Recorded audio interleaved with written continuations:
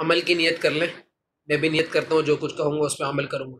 اللہ پاک اللہ حق بات کہنے کی، سننے کی، سمجھنے کی، عمل کرنے کی اور اس کو دوسروں تک پہنچانے کی توفیق نصیب فرمائے۔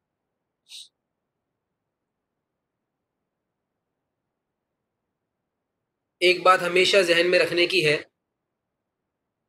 کہ بندوں کا اور اللہ کا جو تعلق ہے وہ ذات کی بنیاد پر نہیں ہے کہ کوئی گورا ہے وہ زیادہ اللہ کے قریب ہے، یا کالا ہے تو وہ دور ہے، یا قبیلے والا ہے، اونچے نسب والا ہے، یا مالدار ہے، یا خوبصورت ہے۔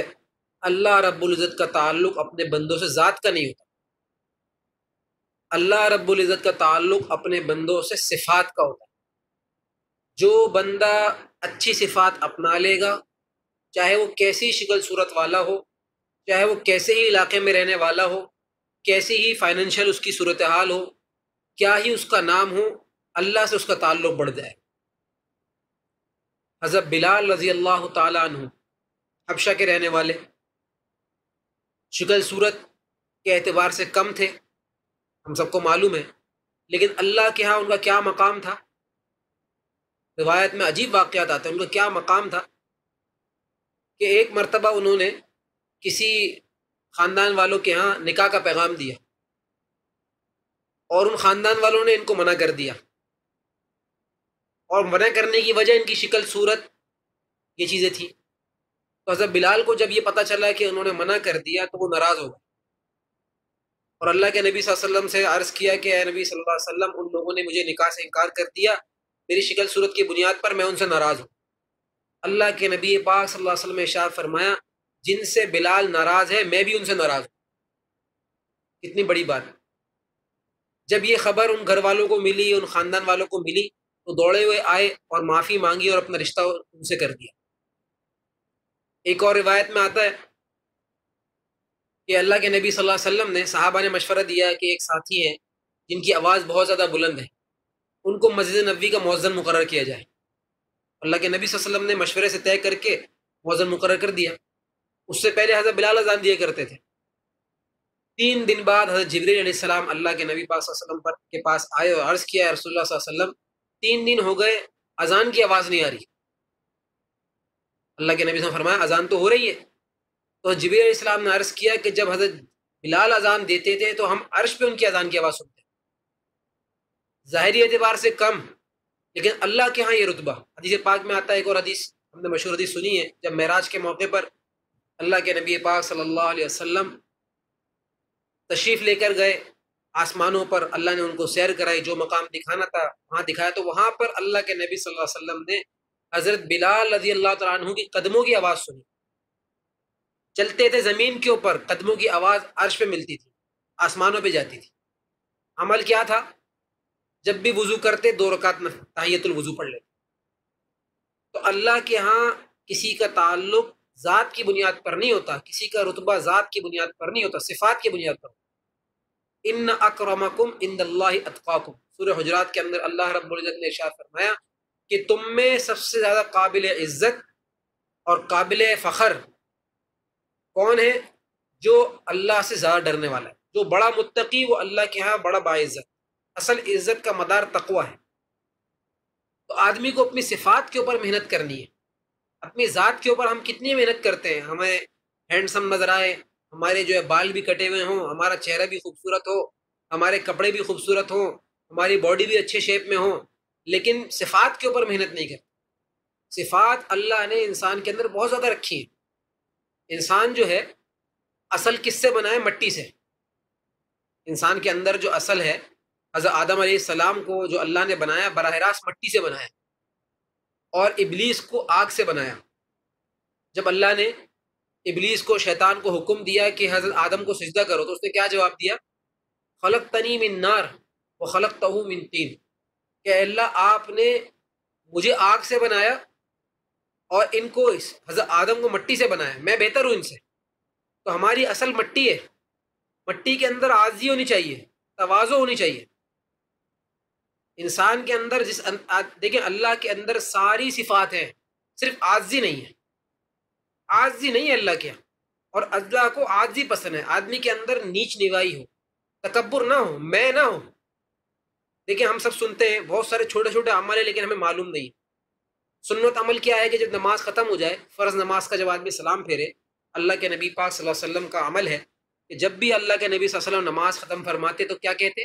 اللہ اکبر، استغفر اللہ، استغفر اللہ، استغفر اللہ۔ یہ مسنون عمل ہے، ہر فرض نماز کے بعد کہنا چاہیے۔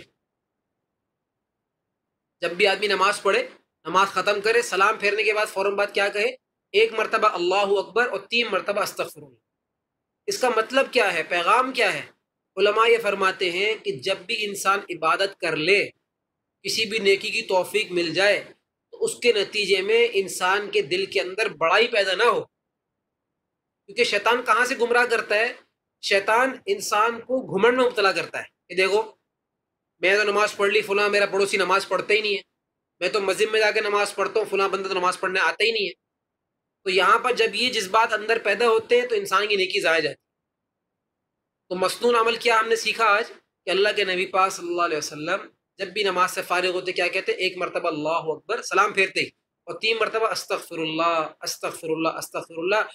بتانے کا مقصد کیا ہے کہ جو ہم نے عبادت کی ہے، نماز پڑھی، یہ ہمارا کمال نہیں، اور جو کچھ کیا گیا ہے وہ لازماً ایسا نہیں ہوا کہ اللہ کے شایان شان ہو، اس میں لازماً کمی رہ گئی، اس میں لازماً جو ہے وہ کچھ کوتاہی رہ گئی، تو اللہ رب العزت اس میں کمی کوتاہی کو معاف فرمائے۔ انسان کے اندر عاجزی ہونی چاہیے، تواضع۔ میں نے پہلے بھی عرض کیا ہے، دنیا کے اندر کام بنانے کے 3 ہی طریقے ہیں، 3 طریقے ہیں انسان کے پاس کام بنانے کے لیے۔ ایک طریقہ کیا ہے؟ انسان طاقت کے ذریعے کام بناتا ہے، انسان کے پاس طاقت ہوتی ہے، پاور ہوتی ہے، اقتدار ہوتا ہے، اس کے پاس سورسز ہوتے ہیں، کام بنا لیتا ہے۔ دوسرا طریقہ کیا ہے؟ انسان کے پاس مال ہوتا ہے، مال والا بندہ طاقت بنا اپنے کام بنا لیتا ہے، مال خرچ کرتا ہے، پیسہ لگاتا ہے، کام بنا لیتا ہے۔ اور تیسرا طریقہ انسان کے پاس عاجزی ہے، معذرت کے ساتھ، عاجزی کے ساتھ، رونے کے ساتھ۔ ہر جگہ پر مال سے کام نہیں بنتا، بعض جگہ مال والے بے بس ہو جاتے ہیں، ہر جگہ طاقت سے کام نہیں بنتا، لیکن عاجزی سے ہر جگہ کام بن جاتا ہے۔ جب بچہ پیدا ہوتا ہے دنیا کے اندر تو اللہ رب العزت اس کو صرف ایک ہنر دے کے بھیجتے ہیں، صرف ایک صفت ہوتی ہے اس کے پاس، اور وہ صفت کیا ہے؟ رونا۔ بچے کو پوٹی آ رہی ہے وہ روئے گا، بچے کو جو ہے وہ بھوک لگی ہے روئے گا، بچے کو بخار ہے وہ روئے گا۔ ہر مسئلے کا حل اس کے رونے سے حل ہو جائے گا۔ جتنے بھی مسائل اس کے ہیں، اللہ تعالیٰ تعلیم دے رہے ہیں کہ تمہیں بھی جب اپنے مسائل حل کرنے ہو دنیا میں، جو بھی مسئلہ ہو، تم اللہ کے سامنے رونا سیکھ لو، اللہ کے سامنے عاجزی کرنا سیکھ لو، اللہ تمہارے تمام مسائل حل فرما دے۔ ہم نے آج رونا چھوڑ دیا، اسی لیے ہم جگہ جگہ جا کر شکایتیں کر رہے ہیں، جگہ جگہ جا کر لوگوں سے کمپلینیں کر رہے ہیں، تبصرے کر رہے ہیں، تنقیدیں کر رہے ہیں، رائے دے رہے ہیں، اللہ کے سامنے نہیں جھک رہے۔ علماء فرماتے ہیں جو سر در در جھکتا ہے اللہ تعالیٰ اس کو اپنے در پہ جھکنے کی توفیق سے محروم کر دیتے ہیں، اور جو اللہ کے آگے جھکتا ہے اپنے سارے مسائل کے حل کے لیے اللہ ہی طرف رجوع کرتا ہے، اللہ تعالیٰ اس کو در در جھکنے سے بچا لیتے۔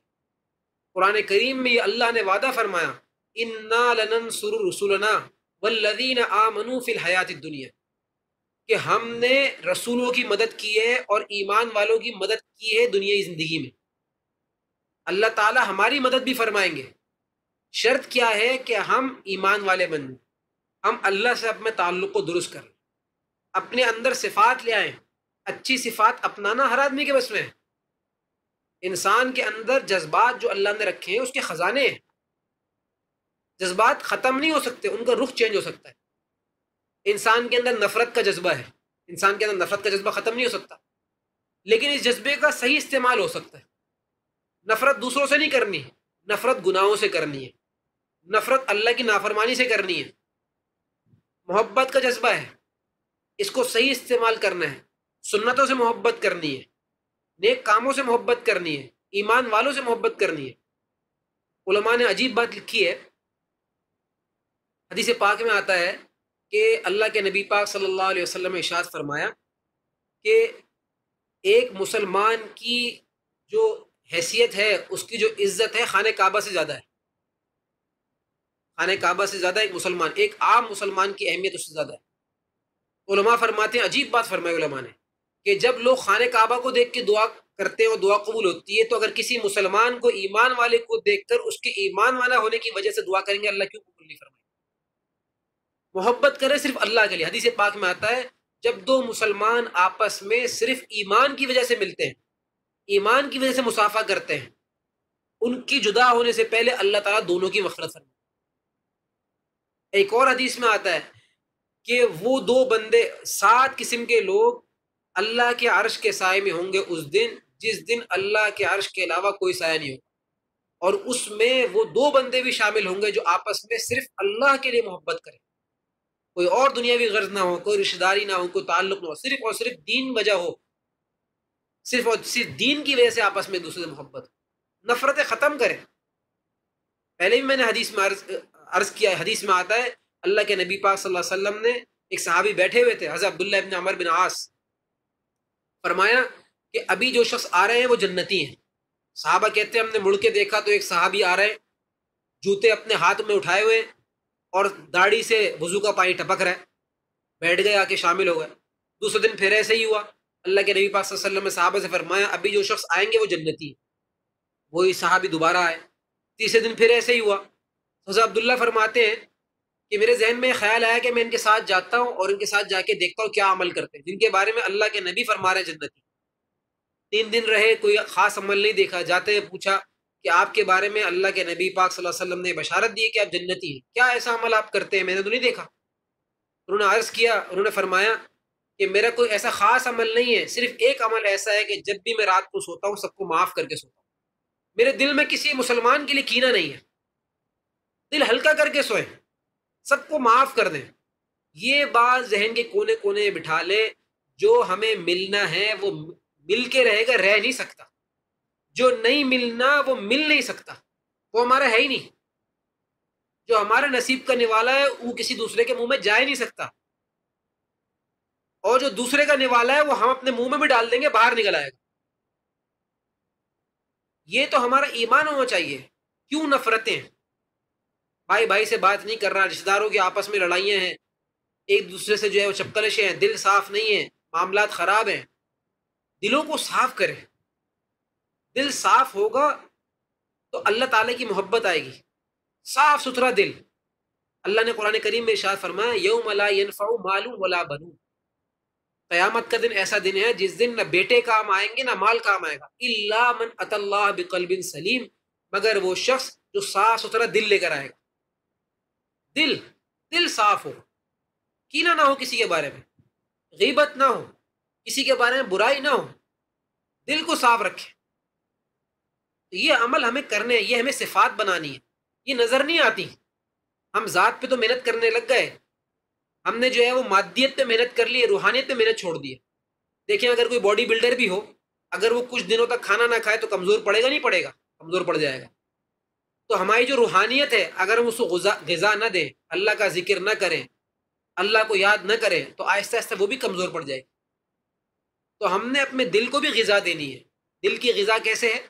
الا بذکر اللہ تطمئن القلوب، اللہ کے ذکر میں دلوں کا اطمینان ہے، دل طاقتور ہوگا۔ ابھی آج ڈاکٹر جی بتا دے کہ بھائی تمہارا دل کمزور ہے اور جو ہے فلاں فلاں دوائی کھانے کی ضرورت ہے، تم اللہ کا ذکر کرو، اس سے تمہارے دل کو جو ہے وہ تقویت ملے گی، لوگ ذکر شروع کر دیں گے۔ اللہ قرآن کریم میں شاہ فرمائے کہ تمہارے دل مضبوط ہوں گے، تمہارے دلوں کے اندر سکون آئے گا، تم پھر معاملات میں ڈپریشن کا شکار نہیں ہوگے، حالات کیسے بھی آ جائیں تم جو ہے مطمئن رہو گے۔ جب یہ بات ہو چکی ہے، یہ بات لکھی جا چکی ہے، تمہارا نصیب ہے وہ مل کے رہے گا، تو پریشانی کس بات کی؟ آج کا ایک ذکر ہے، میں بتاتا ہوں، حدیث پاک میں آتا ہے، آج شب جمعہ اسٹارٹ ہو گئی ہے، مغرب کے بعد جمعہ شروع ہو گیا ہے۔ حدیث پاک میں آتا ہے اللہ کے نبی پاک صلی اللہ علیہ وسلم نے شاہ فرمایا کہ جمعے کے دن کثرت سے مجھ پر درود پڑھو، کثرت سے، عام دنوں میں بھی پڑھ سکتے ہیں لیکن جمعے کے دن خاص طور پہ اللہ کے نبی نے کہا ہے، حکم دیا ہے کہ کثرت سے مجھ پر درود شریف پڑھو۔